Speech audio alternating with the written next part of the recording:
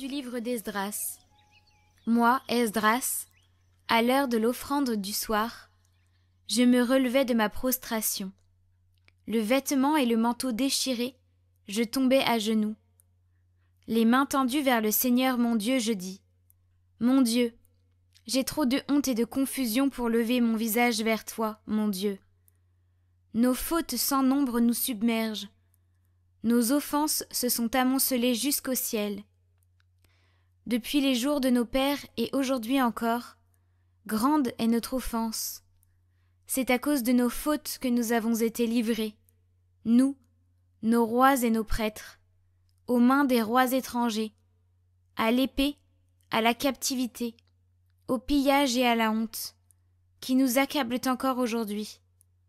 Or, voici que depuis peu de temps, la pitié du Seigneur notre Dieu a laissé subsister pour nous des rescapés, et nous a permis de nous fixer en son lieu saint.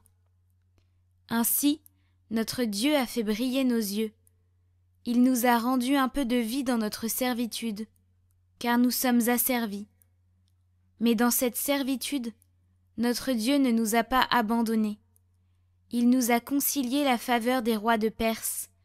Il nous a rendu la vie, pour que nous puissions restaurer la maison de notre Dieu et relever ses ruines, afin d'avoir un abri solide en Juda et à Jérusalem.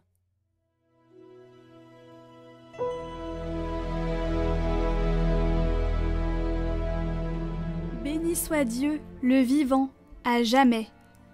C'est lui qui châtie et prend pitié, qui fait descendre aux profondeurs des enfers et retire de la grande perdition. Nul n'échappe à sa main. Rendez-lui grâce, fils d'Israël, à la face des nations, où lui-même vous a dispersés.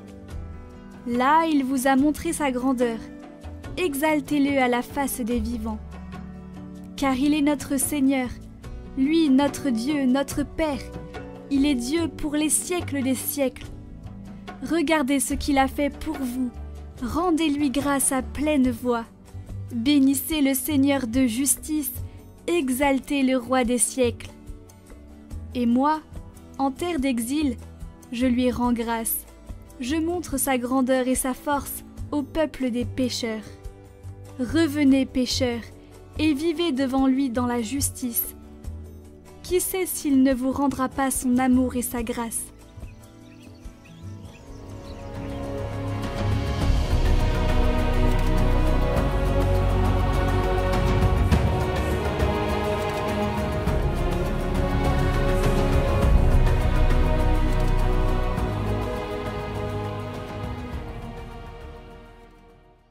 Évangile de Jésus-Christ selon saint Luc. En ce temps-là, Jésus rassembla les 12. Il leur donna pouvoir et autorité sur tous les démons, et de même pour faire des guérisons. Il les envoya proclamer le règne de Dieu et guérir les malades. Il leur dit : Ne prenez rien pour la route, ni bâton ni sac, ni pain ni argent. N'ayez pas chacun une tunique de rechange. Quand vous serez reçus dans une maison, restez-y. C'est de là que vous repartirez. Et si les gens ne vous accueillent pas, sortez de la ville et secouez la poussière de vos pieds. Ce sera un témoignage contre eux. Ils partirent, et ils allaient de village en village, annonçant la bonne nouvelle, et faisant partout des guérisons.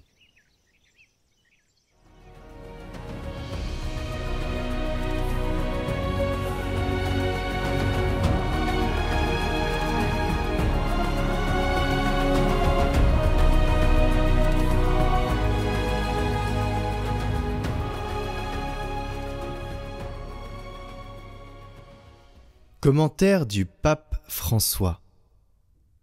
Le mandat du Christ, c'est aller dans le monde entier proclamer l'Évangile à toute la création, parce que la création aspire de toutes ses forces à la révélation des enfants de Dieu. Toute la création signifie aussi tous les aspects de la nature humaine. Les enseignements de l'Église sur les situations contingentes sont sujets à des développements importants ou nouveaux et peuvent être l'objet de discussions. Mais nous ne pouvons pas éviter d'être concrets. Les pasteurs, en accueillant les apports des différentes sciences, ont le droit d'émettre des opinions sur tout ce qui concerne la vie des personnes, du moment que la tâche de l'évangélisation implique et exige une promotion intégrale de chaque être humain. On ne peut plus affirmer que la religion doit se limiter à la sphère privée et qu'elle existe seulement pour préparer les âmes pour le ciel. Nous savons que Dieu désire le bonheur de ses enfants, sur cette terre aussi, bien que ceux-ci soient appelés à la plénitude éternelle, puisqu'il a créé toutes choses, afin que nous en jouissions, pour que tous puissent en jouir. Il en découle que la conversion chrétienne exige de reconsidérer spécialement tout ce qui concerne l'ordre social et la réalisation du bien commun. En conséquence, personne ne peut exiger de nous que nous régulions la religion dans la secrète intimité des personnes, sans aucune influence sur la vie sociale et nationale, sans se préoccuper de la santé des institutions de la société civile, sans s'exprimer sur les événements qui intéressent les citoyens. Qui oserait enfermer dans un temple et faire taire le message de saint François d'Assise et de la bienheureuse Teresa de Calcutta? Il ne pourrait pas l'accepter. Une foi authentique, qui n'est jamais confortable et individualiste, implique toujours un profond désir de changer le monde, de transmettre des valeurs, de laisser quelque chose de meilleur après notre passage sur la terre.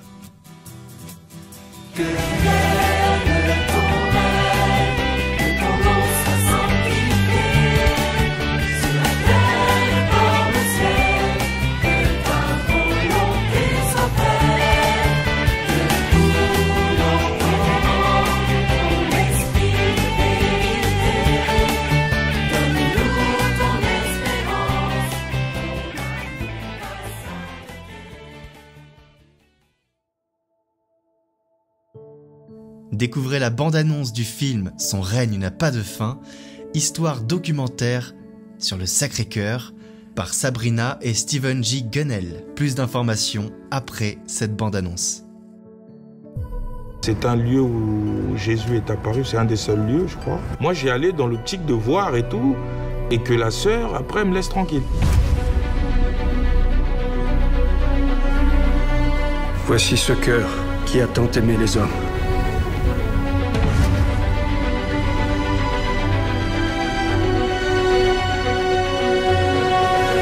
C'est une femme du XVIIe siècle qui voit très régulièrement, alors c'est non seulement Jésus, elle voit des anges. La supérieure se dit, elle est normale celle-là ou pas?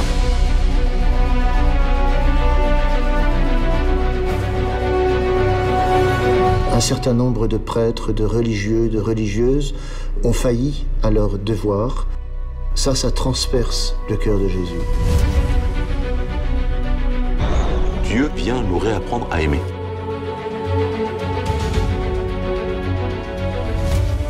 J'avais bien compris que cet amour, il ne dépendait pas de ce qu'on avait fait avant. Donc tout le monde pouvait l'aimer, tout le monde pouvait le rencontrer, et il fallait que tout le monde le rencontre.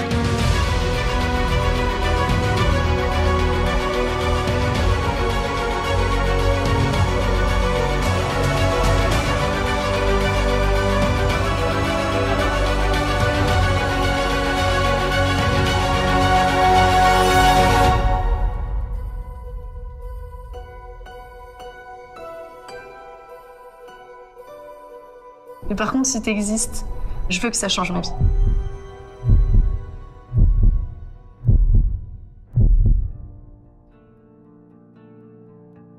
Chers amis, découvrez ce magnifique film-reportage sur le Sacré-Cœur que je vous mets en lien en haut à droite et en description.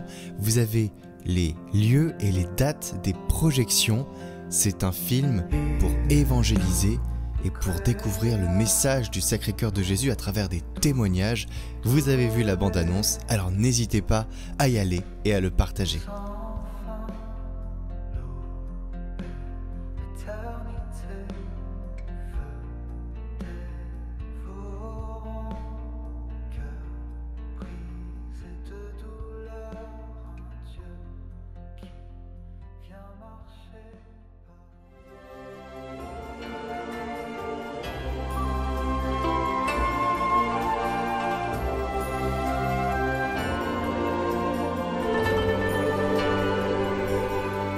Neuvaine aux saints archanges.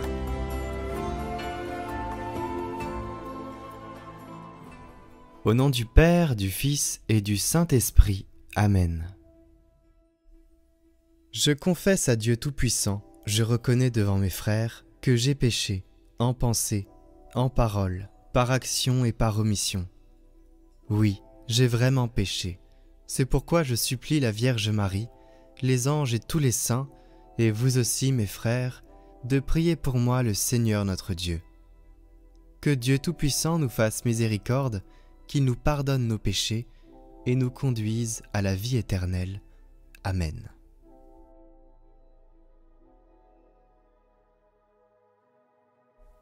Saint Michel Archange, défendez-nous dans le combat. Soyez notre secours contre la malice et les embûches du démon. Que Dieu lui fasse sentir son empire. Nous vous en supplions.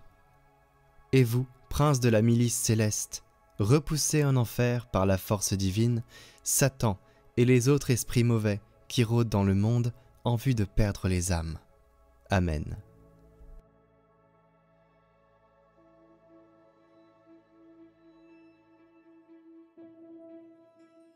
Jour 5.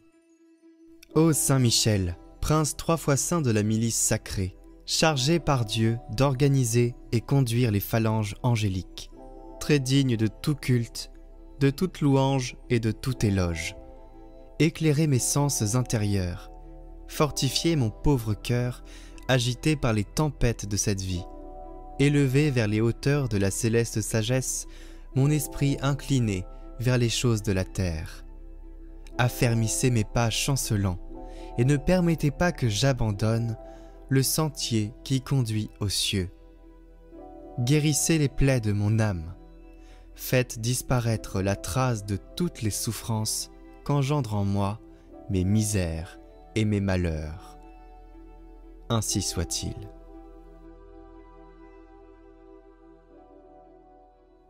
Seigneur, nous te confions nos intentions.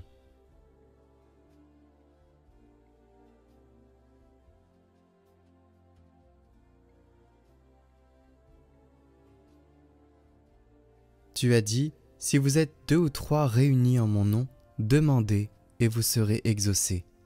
Alors en présence des anges que tu nous as permis de connaître, nous te prions pour nos intentions, avec la prière que tu nous as enseignée, afin que tes serviteurs les déposent devant les marches de ton trône. Notre Père, qui es aux cieux, que ton nom soit sanctifié, que ton règne vienne. Que ta volonté soit faite sur la terre comme au ciel. Donne-nous aujourd'hui notre pain de ce jour.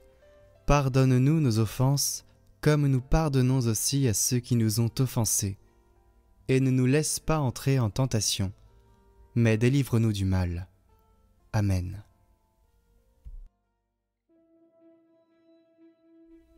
Glorieux Saint Michel, prince de la milice céleste, protecteur de l'Église universelle, défendez-nous contre tous nos ennemis visibles et invisibles, et ne permettez pas que nous tombions jamais sous leur cruelle tyrannie. Saint Raphaël, guide charitable des voyageurs, vous qui, par la vertu divine, opérez des guérisons miraculeuses, daignez nous guider dans le pèlerinage de cette vie et guérir les maladies de nos âmes et celles de nos corps. Saint Gabriel, vous qui êtes appelé à juste titre la force de Dieu, puisque vous avez été choisi pour annoncer à Marie le mystère où le Tout-Puissant a déployé la force de son bras, faites-nous connaître les trésors renfermés dans la personne du Fils de Dieu et soyez notre protecteur auprès de son auguste mère. Saint Michel Archange, priez pour nous. Saint Raphaël Archange, priez pour nous. Saint Gabriel Archange, priez pour nous.